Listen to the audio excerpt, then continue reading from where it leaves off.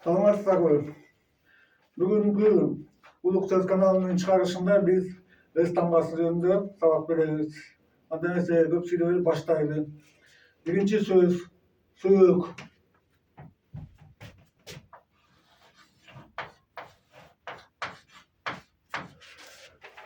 Сөөк деп биз ар бир жандыктын ичиндеги скелетти айтабыз. Анан бирок деген ал белгилүү. Bunun manisi emnede, bunu hiç kim bilmeydi eкен. İlgari kırgızlar söğüt dep aytkan emес, мынакей bunu kандай aytышкан.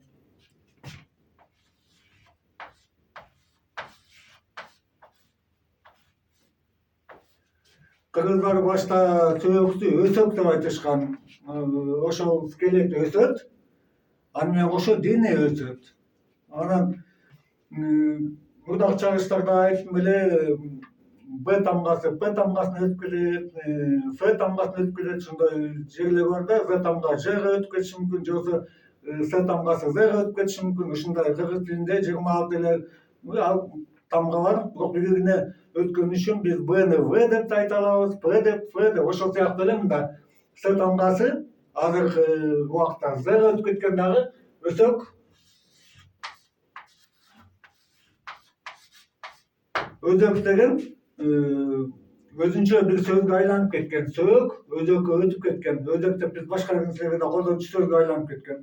Андан ары сойлоону айталы.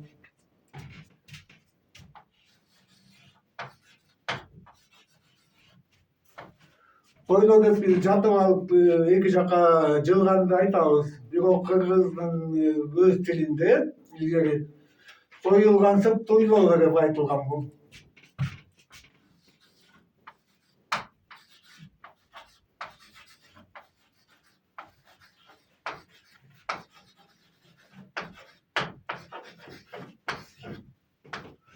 Bu жерде мага дагы эле чыгышы мүмкүн, жок мындай эмес депчи, сойлоо деген союлдан чыккан деп. Жарайт, биз муну дагы түшүндүрө кетели. Союл деген сөздү алалы ушул жерден, мисалы мынакей союл. Союл деп азыркы мезгилде бир калтекти атап калган эл. Бирок деген өз мааниси союл деген узун жыгачка бекитилген балта же кылычты айтышкан.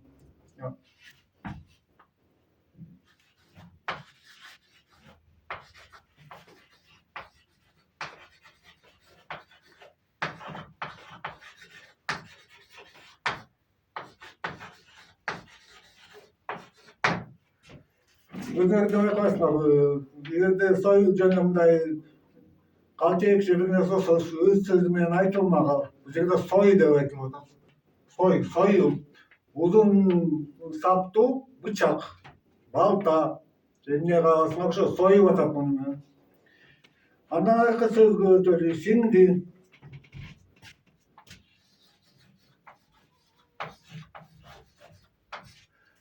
Сиңди деп эжеден кийинки кыздарды айтабыз да, бул туура, бирок деген кеп маанисинде. Сиңди деп биз азыр айтабыз, илгери муну соңду деп айтышкан.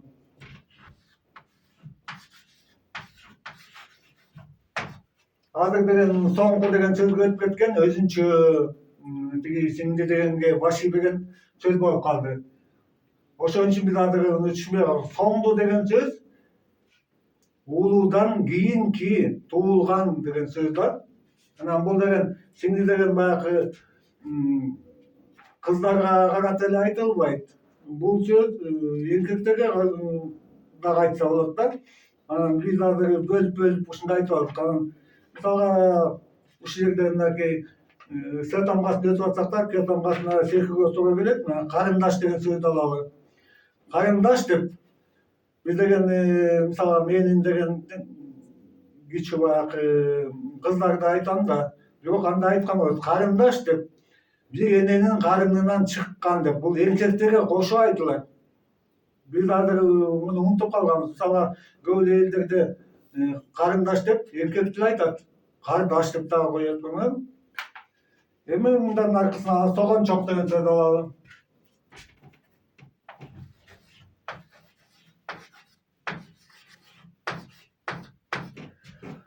Soğonçok деп тамандын арка жагын айтабыз.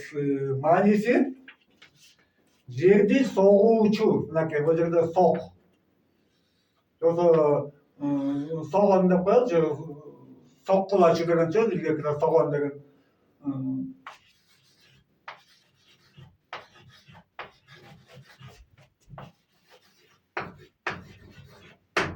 Согуучу чоку деп аталган илгери. Чоку деп өздөп берип турат да буттун таманынын арка жагы.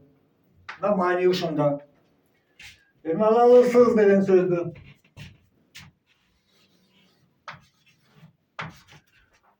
Сыз деген сөз өзүнүн мааниси мындай айтылат.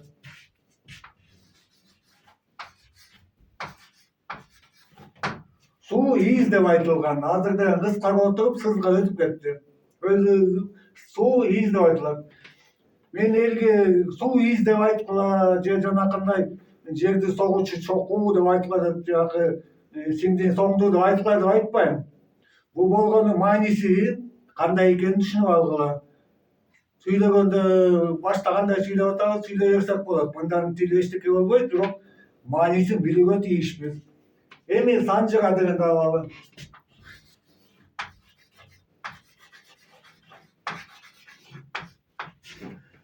Санжыга деген сөздө бул сөз эки сөздөн турат. Сан, жыра.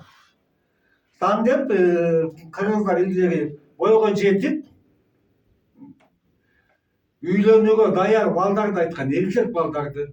Ошон үчүн деген бала деген үйлөнгөндөн кийин санга кошулду деп бекеринен айтылбайт бизде. Ошон үчүн эркек баланы сан деп кыргыздар айтышкан, бойго жеткен. Бул биздин сан деген сөз оруста сын деген сөзгө өтүп кеткен. Азыр деле колдонуп жүрөт, өзүңөр билесиңер. Эми санды түшүндүңөр. Эми жыра деген сөздү алсак, илгери кыргыздар санжыраны азыркыда отуруп тигинин баласы, бул тигинин атасы деп монтип сүйлөгөн эмес. Ырдашкан. Колуна музыкалык аспап алып, ушуну манас айткансын ырдап беришкен. Орустарда дагы Петр биринчиге чейин ушундай болгон. Атын унутуп калдым.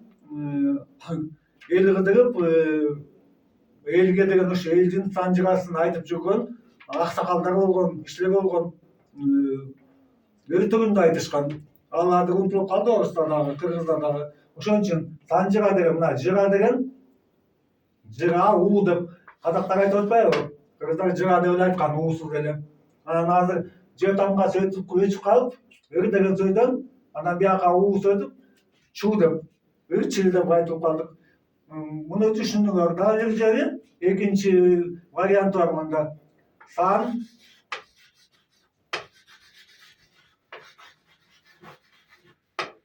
эки варианты бар. Ыр менен да атат, бирок деген сан жоруйт депчи, бул тигинде, бул мындан болуш керек деп. Жоруй турган. Эки мааниси бар бул сөздүн. Андан ары уланталы. Соот деген сөздү алалы. Соот деп жоолер кийүүчү шакекчелерден тизилген кийимди айтабыз. Ок өтпөйт, кылыч өтпөйт дегендей. Өз мааниси бул соот деген. Соо өт. Ушундай соо өт деген таймаштан соо чыгып кетти. Бул жерде соо өттө бир эле о болгон башында соо деп, анан кийин азыр биз кыргыздар өзгөртүп эки о кошконбуз буларга. Соо өт өзүнүн мааниси. Эми соргок деген сөздү алсак.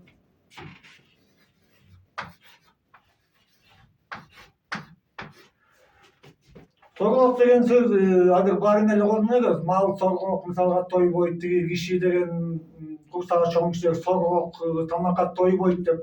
Эми бул жагын алсак, соргок деген чоң кишиге айтылбайт. Бул Өмүркайга гана айтылган экен илгери. Соргок деп тынбай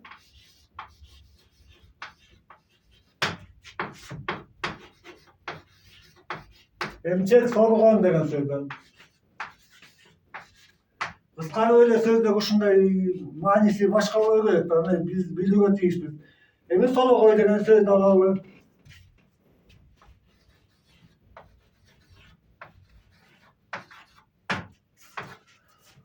Sologay degени адамдын ортосунда ок өтөт. Биягы оң, биягы сол деп. Анан Сологойдуку огу тескери алмашып калган деген мааниде айтылган. Бул сол мисалга биздин оң жактагы эмне Сологойдо сол жагында, сол жагысы биягы оң жагында. Анан Сологойлор бизден башкача көрөт бул дүйнөнү. Мисалга биз деген оң жагыбызда тоң болсо, сол жагыбызда көө болсо.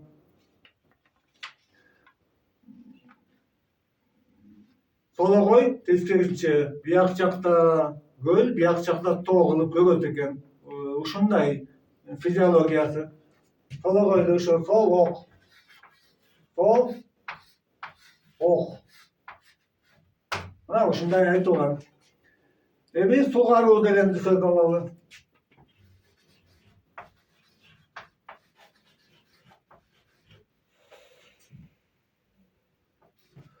Сугаруу дейбиз, сугат дейбиз. Анан негизги мааниси бул жерде эки сөздөн турат. Суу,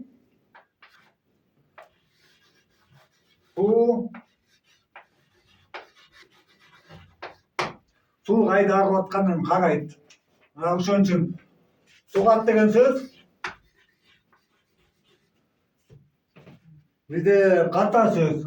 Сууну кайда катып аттык эле. Бул туура эмес сөз. Эми суук дегенди алалы.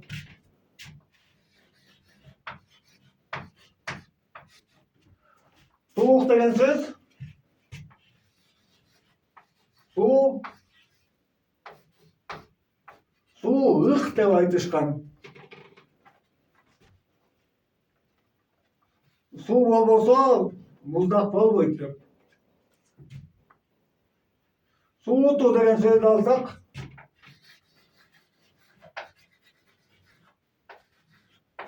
бул кайта эле ушу суу менен байланыштуу болуп атат. Баягы сууткандай желдетип башкача кыла албайбыз. Суутуу, суу чачуу.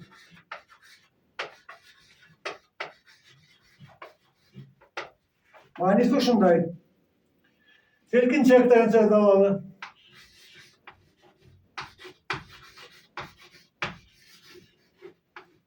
Бул кайсы селки менен байланыштуу болот. Селкиреген кыздарды айтат да, бул жерде ката болуп моңдоп калган. Бул жерде илгери силкинчек деп айтышкан муну. Сыздоок.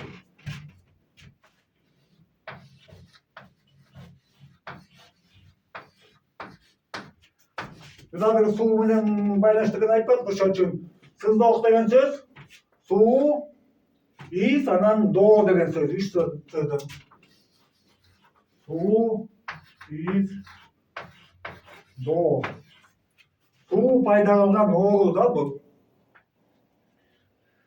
Сын тагып деген сөздү алсак,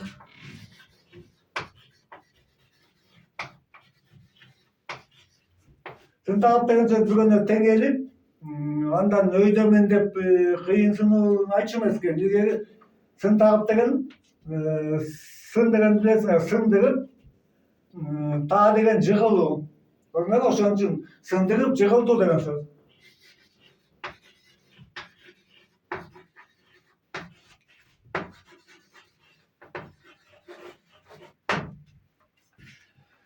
Сыйынуу.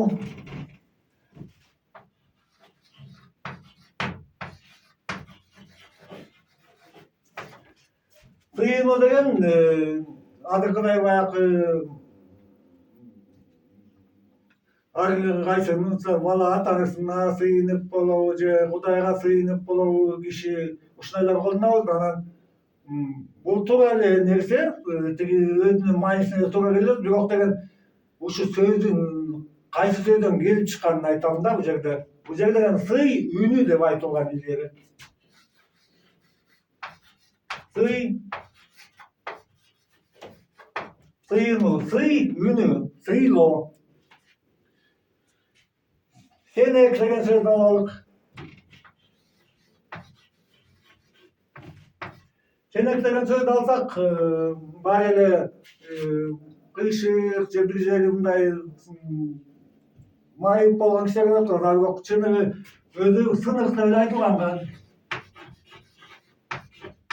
Сынык, бир жери сынык. Salkın деген сөздü alalım.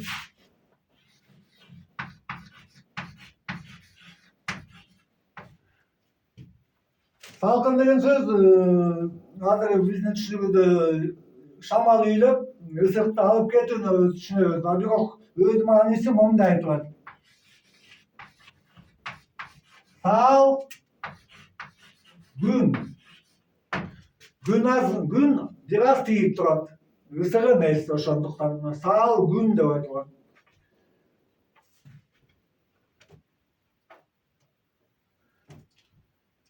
Эми соолотун алалы.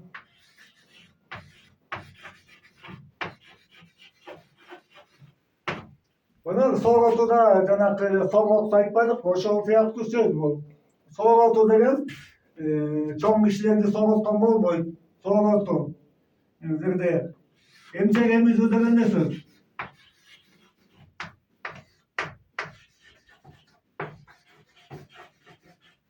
Мына маанилери кандай болуп кеткен сөздүн. Эмис сүйлөшүү деген сөздү алалы.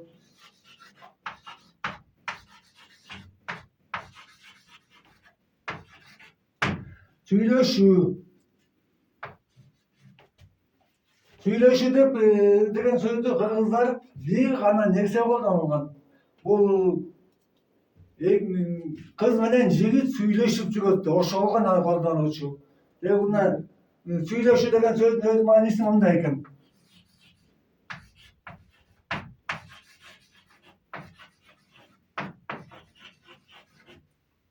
Сүйүлөшүү. Көрүнөр кандай биз унутуп калганбыз. Эми андан арасак суусун алалы.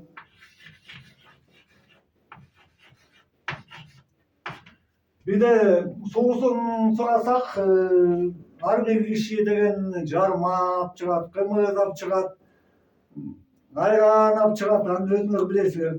А бирок чыныгы мааниси эмнеде деп ошону алсак, бул жерде айтат суу гана сун деп турат. Суу гана. Суу гана сун деп турат. Биякта суусунга чай да кирбейт, кофе да кирбейт, суу гана кирет. Эми соку деген сөздү алалы.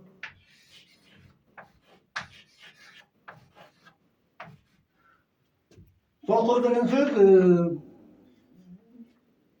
чыныгы өзү кайсы сөздөн келип чыккан. Илгери кыргыздар азыр артында колдонуп аткан сөздөрдү тескерисинче алдындагын артка коюп колдонушкан. Ошон үчүн соку деген сөз илгери